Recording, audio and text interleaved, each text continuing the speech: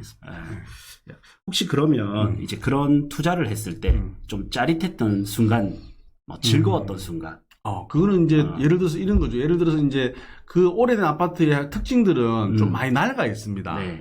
그래서 가보면 좀 수리를 해야 될 게 많아요. 네. 집마다 좀 차이는 있겠지만 보통 한 500에서 1000만 원 정도를 이제 수리를 해야 되는데 네. 이때 수리할 때는 전체적으로 이제 인테리어 업자한테 다 맡기는 것보다는 각각 이렇게 따로 국밥식으로 뭐 도배장판은 도배장판 하시는 분, 그 다음에 뭐 중문은 중문 하시는 분, 샤시는 샤시 하시는 분, 또 뭐 싱크대는 싱크대 하시는 분, 또 뭐 이렇게 딱딱 나눠가지고 뭐 욕실은 또 욕실 하시는 분 이렇게 하면 한 뭐 다 하게 되면 한 1000만 원 이상 좀 넘어갈 수 있지만 보통 좀 싸게 해가지고 좀 몇 군데 하면 한 1000만 원 가지고도 좀 깨끗한 집이 되거든요. 네. 그러면 오래된 집이 깨끗하게 이렇게 변신을 시켜 놓으면 전세나 월세 들어오시는 분들도 상당히 매력을 느낀단 말입니다. 네. 특히 전세 손님들은 엄청나게 좋아하죠. 네. 위치도 좋고 방 3개고 그다음에 주변에 뭐 평지고 아파트도 초등학교도 있고 다 이런 쪽을 했기 때문에 단지 그 자체가 좀 오래된 아파트라서 인기가 없었는데 이걸 리모델링을 통해 가지고 이 부동산의 가치를 올려놓는 거죠. 네. 올려놓으면 전세 들어오시는 분도 비싼 가격에 매매가 거의 비슷하게 들어오게 돼 있고, 네. 그다음에 2년 뒤에 팔 때도 그 인테리어가 남아 있으니까 매매 보시는 분도 그 아파트 전체에서 이게 수리된 집이 많이 없기 때문에 네.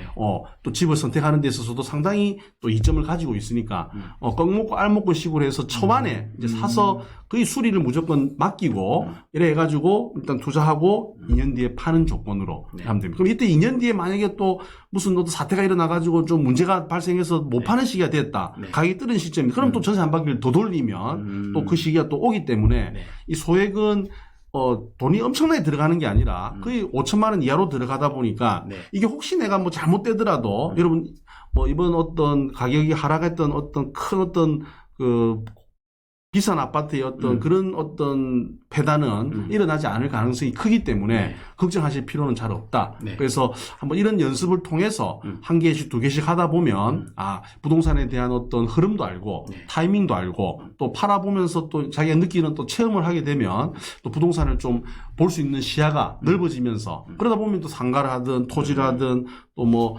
미분양 아파트를 잡든 이렇게 하면서 저는 점점 자신의 그런 커리어를 좀 키워나가는 것이 부동산 투자에서 좀 정석이고 좀 롱런할 수 있는 네. 이런 부분이다. 근데 부동산 첫 투자가 몰빵해가지고 연끌해서 투자를 했는데 지금처럼 잘못된 시기를 만나가지고 실패했다. 네.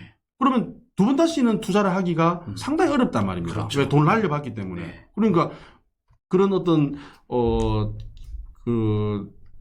현실에서는 상당히 부동산 투자하기 어렵기 때문에 처음에는 좀 소액으로 좀 여러분이 좀 쉽게 할 수 있는 이런 투자를 하시는 것이 저는 좀 좋지 않을까 이렇게 생각이 듭니다. 그러면 이제 소액 투자는 한 500에서 5천이고 네. 투자 기간은 보통 한 2년을 2년을 거의 목표로 하네요.